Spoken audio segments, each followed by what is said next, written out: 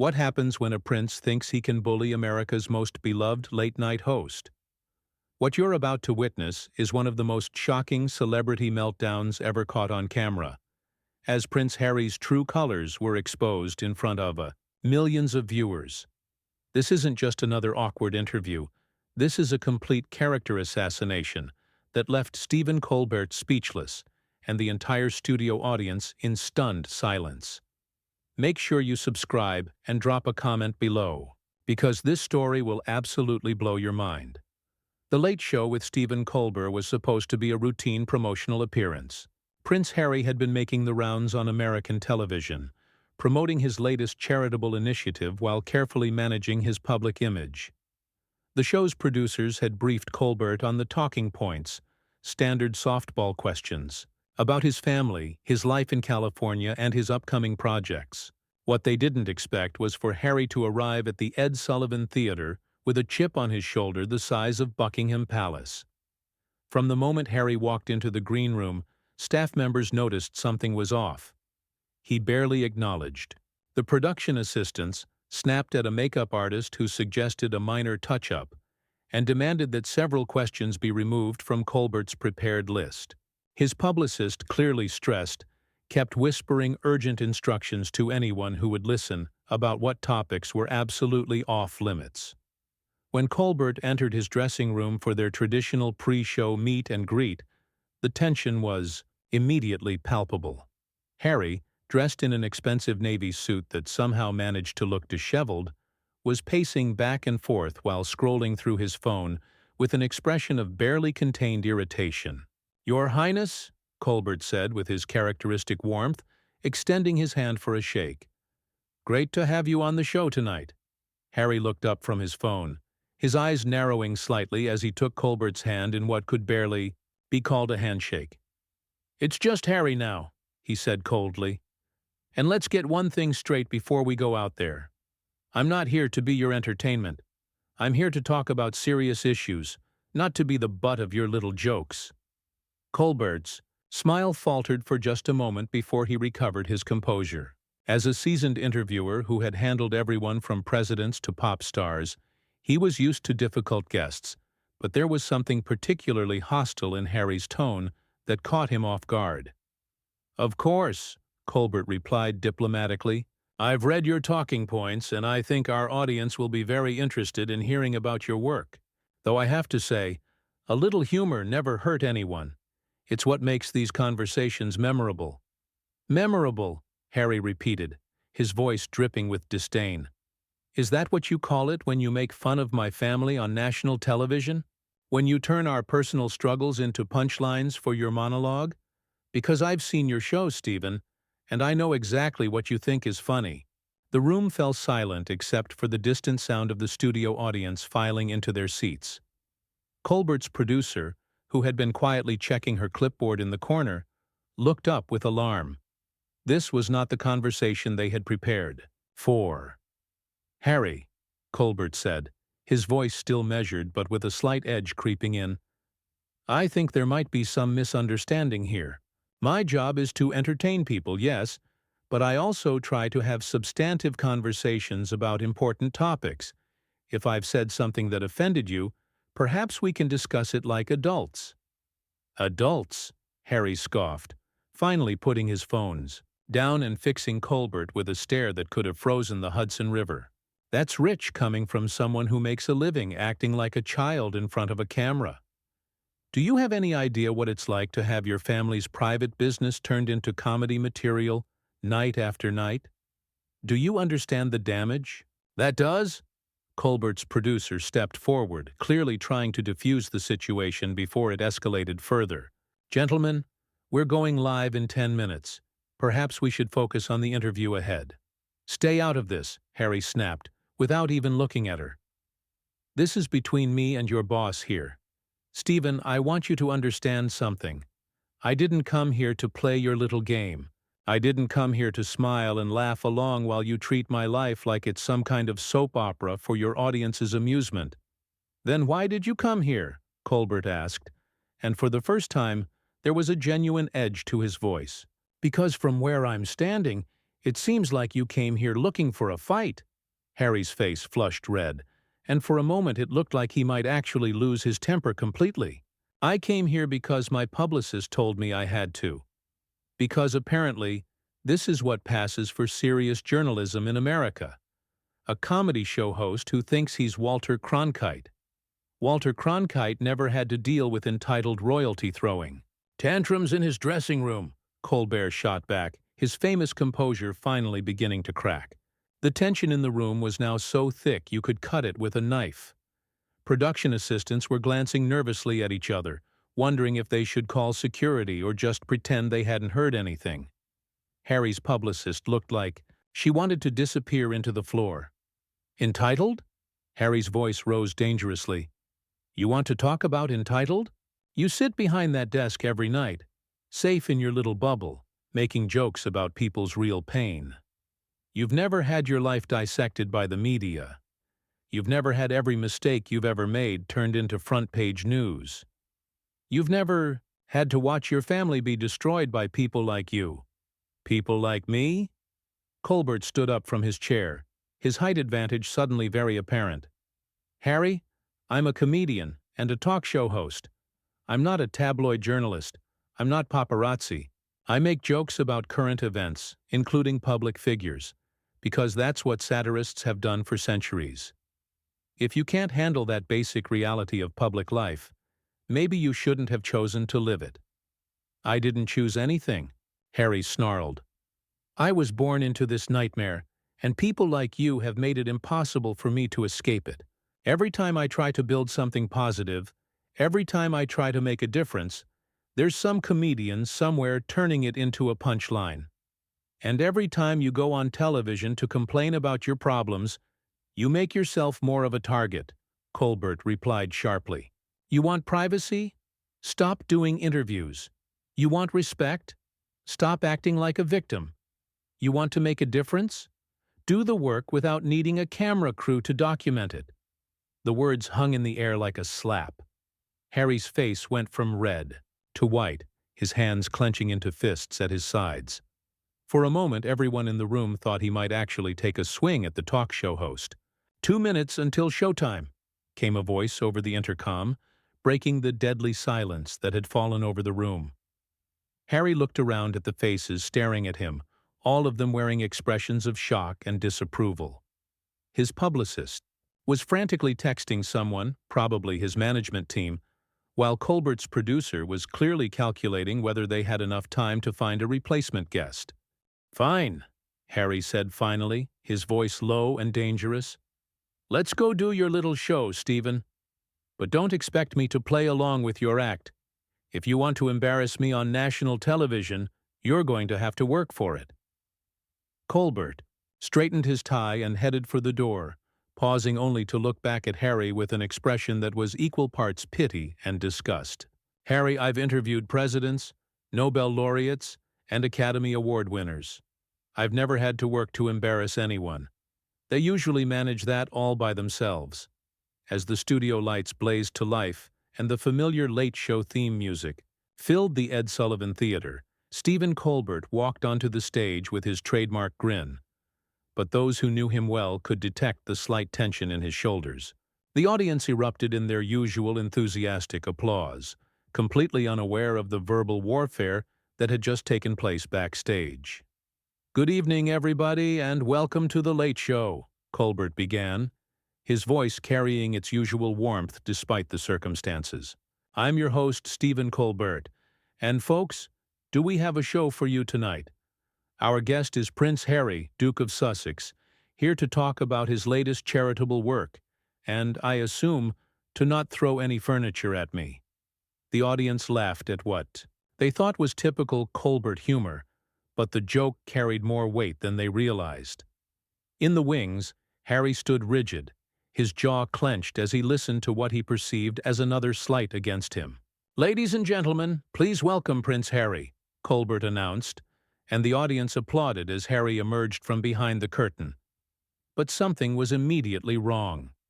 Instead of the usual wave and smile that guests typically offered, Harry walked across the stage like a man heading to his own execution. His handshake with Colbert was perfunctory at best, and as he settled into the guest chair, his body language screamed hostility. "Harry, great to have you here," Colbert said, trying to maintain the show's usual energy despite his guest's obvious mood. "How are you enjoying your time in New York?" "I'm surviving it," Harry replied curtly, not even attempting to match Colbert's enthusiasm. The audience shifted uncomfortably, sensing that something was off but not quite understanding what. Colbert's smile flickered for just a moment before he pressed on. "Well, you're here to talk about your new initiative focusing on mental health awareness for young people. That's important work." "It is important work," Harry said, leaning forward in his chair, with an intensity that was immediately uncomfortable to watch. "Which is why I find it so frustrating when people like you trivialize these issues for cheap laughs." The studio audience fell silent. This wasn't banter. This was an accusation, delivered with venom that cut through the usually light-hearted atmosphere like a blade. Colbert blinked, momentarily thrown off his game. "I'm sorry, people like me." "Harry, I think there might be some confusion here. I've been a long-time advocate for mental health awareness. I've talked openly about my own struggles with anxiety and depression." "Have you?" Harry's voice was dripping with skepticism. "Or have you just used your personal struggles as material for your monologue? Because there's a difference between advocacy and exploitation, Stephen." The accusation hung in the air like a toxic cloud. Members of the audience began looking at each other with confusion and growing discomfort. This was not the entertaining celebrity interview they had come to see. "Harry," Colbert said, his voice taking on a slightly firmer tone, "I think we should focus on the positive work you're doing rather than whatever grievances you might have with me personally." "Grievances?" Harry laughed, but there was no humor in it. "Is that what you call it when someone objects to being turned into a punchline? Stephen, you've made jokes about my family, my marriage, my decision to step back from royal duties. You've contributed to a narrative that has caused real harm to real people." "Harry, with all due respect," Colbert replied, his professional mask beginning to slip, "you're a public figure who has chosen to live much of your life in the spotlight. Commentary, including satirical commentary, comes with that territory." "Chosen?" Harry's voice rose, and for the first time the audience could hear real anger. "You think I chose to have my mother chased to her death by photographers? You think I chose to have every relationship I've ever had dissected by tabloids? You think I chose to have comedians like you making jokes about the worst moments of my life?" The mention of his mother's death sent a ripple of discomfort through the studio. Even those who had been enjoying the unexpected drama began to realize they were witnessing something genuinely ugly. Colbert took a deep breath, clearly trying to regain control of the situation. "Harry, I have never made jokes about your mother's death. That would be unconscionable.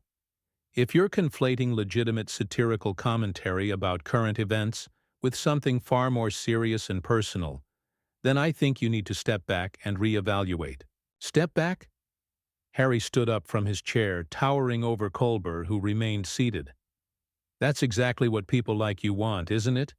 For me to just disappear, to stop talking about the real issues, to stop calling out the hypocrisy and cruelty of people who profit from other people's pain." "Harry, please sit down," Colbert said firmly, finally rising from his own chair. "You're making our audience uncomfortable, and frankly, you're making me uncomfortable. This is supposed to be a conversation, not a confrontation." "A conversation?" Harry laughed bitterly. "Stephen, you invited me here to be your dancing monkey, to smile and laugh along while you and your audience judge everything I say and do. Well, I'm done dancing for people like you." The audience was now completely silent, watching in horrified fascination as one of the most famous people in the world had what could only be described as a complete meltdown on live television. "People like me," Colbert repeated slowly, his voice taking on a dangerous edge. "Harry, you keep saying that phrase. What exactly do you mean by people like me?" "I mean people who have never had to sacrifice anything for their success, Harry." shot back. People who sit in judgment of others from the safety of their privileged positions. People who think that being clever and glib is the same thing as being wise or compassionate. Privileged? Colbert's voice cracked like a whip. Harry, you're lecturing me about privilege? You who was born into one of the wealthiest families on earth? You who has never had to worry about paying rent or putting food on the table? You want to talk about privilege with me? The confrontation was escalating rapidly, and backstage, producers were frantically trying to figure out how to handle the situation. This was live television, watched by millions of people, and their guest was having a complete breakdown. "I've earned everything I have," Harry snarled. "Every opportunity, every platform, every dollar I've ever made has come at the cost of my privacy, my family relationships, and my mental health. What have you sacrificed, Stephen? What has your success cost you? What has it cost me?" Colbert's voice was now matching Harry's in intensity. "Harry, I lost my father and two brothers in a plane crash when I was 10 years old. I've struggled with depression and anxiety for most of my adult life. I've worked in comedy clubs and small theaters for decades before anyone knew my name. So don't you dare lecture me about sacrifice or struggle."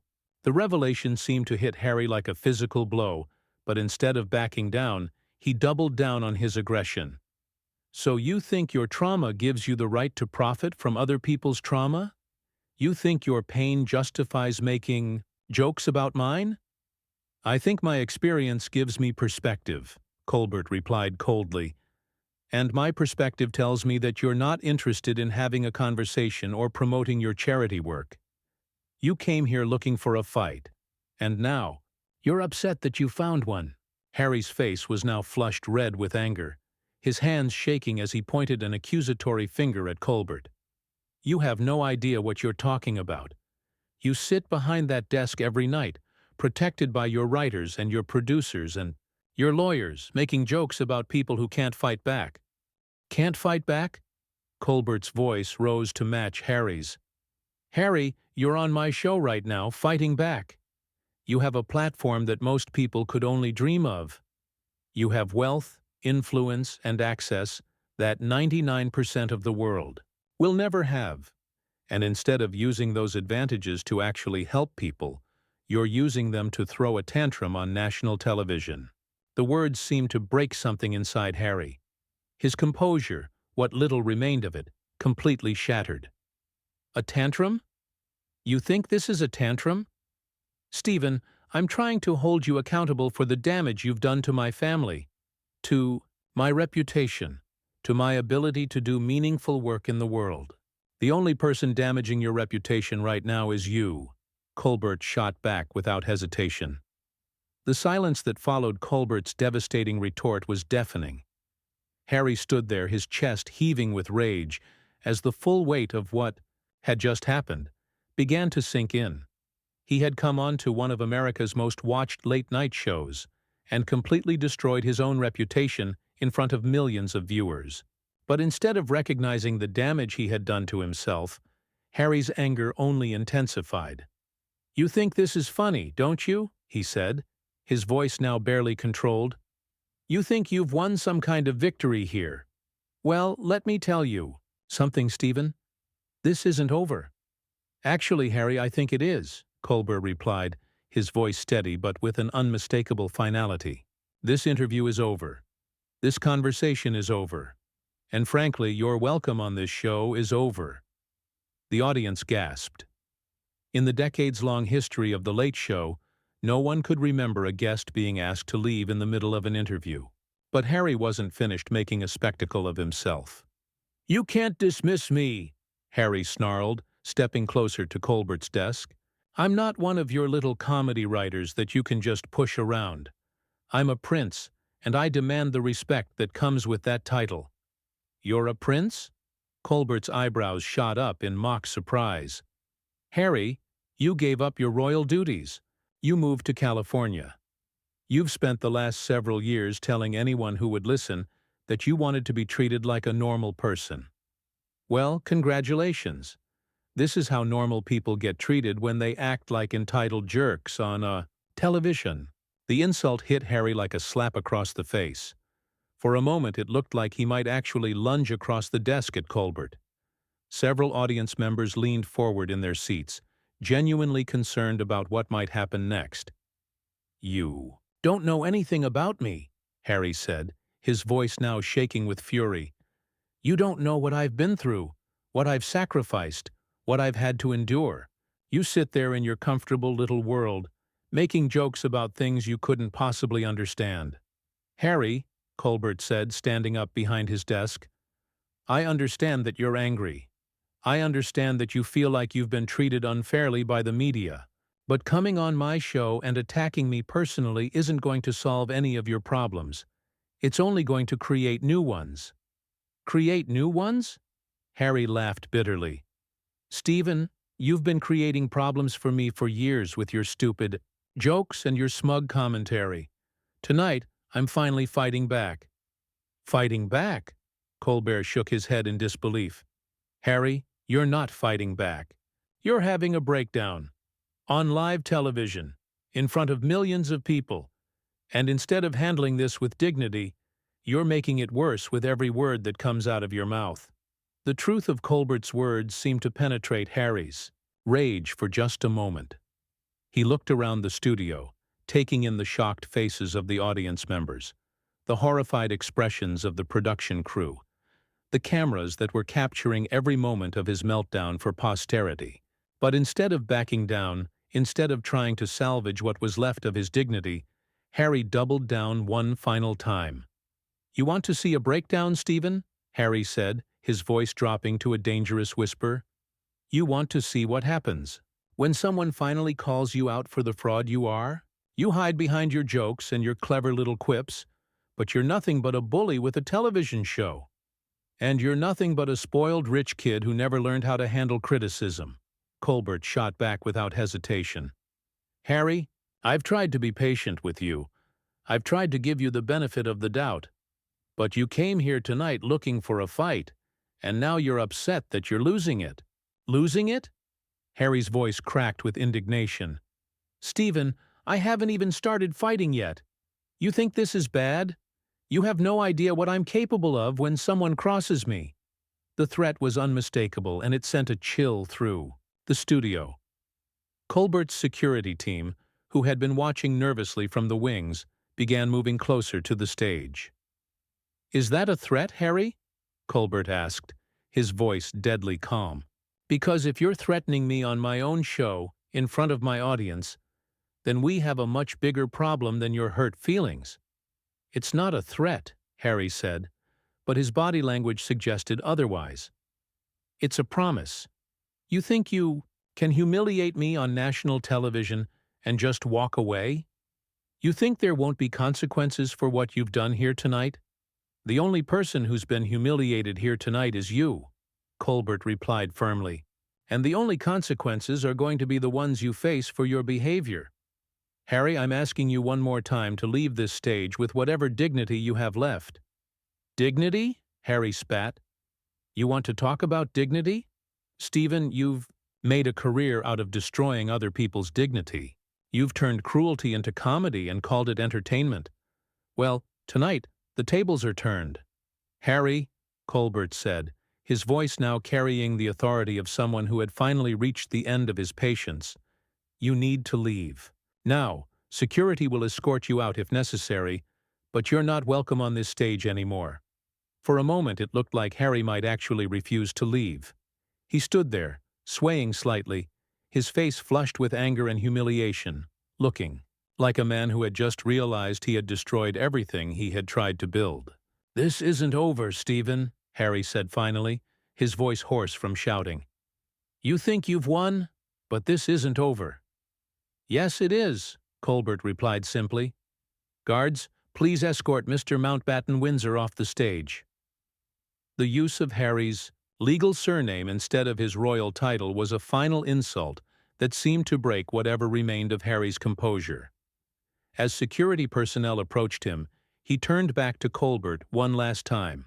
"You'll regret this," he said, his voice barely above a whisper but carrying clearly through the silent studio.